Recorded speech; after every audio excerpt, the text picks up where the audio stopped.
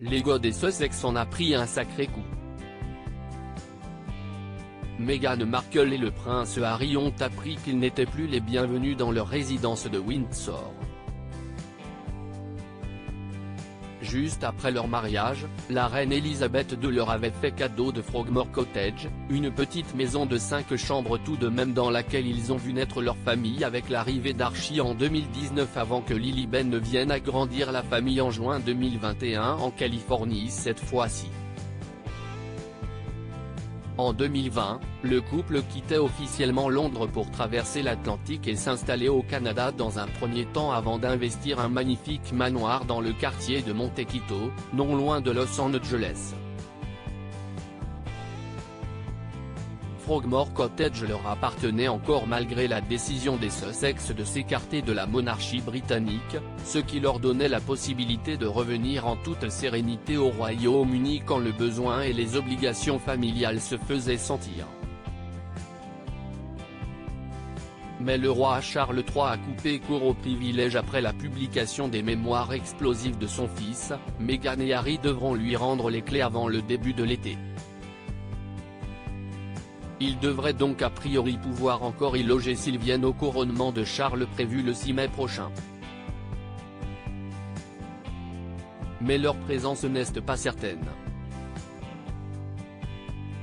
Charles aurait demandé à ce que Meghan Markle ne soit pas présente. Se pose aussi la question de la sécurité.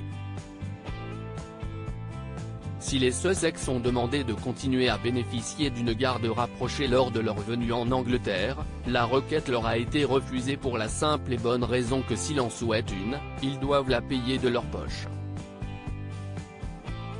Autant de contraintes à laquelle se rajoutera donc très vite l'absence de logement.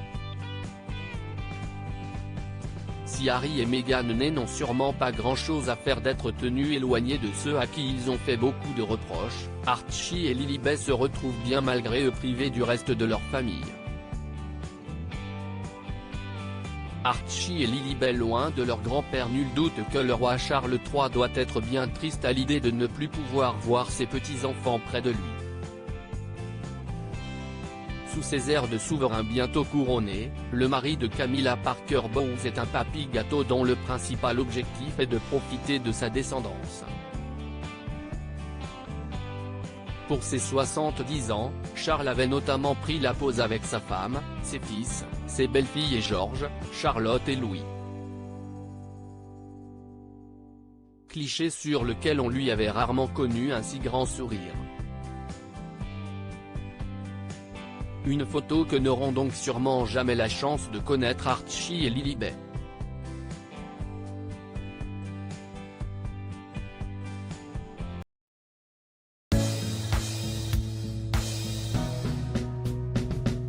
But there's all times through the rough times I think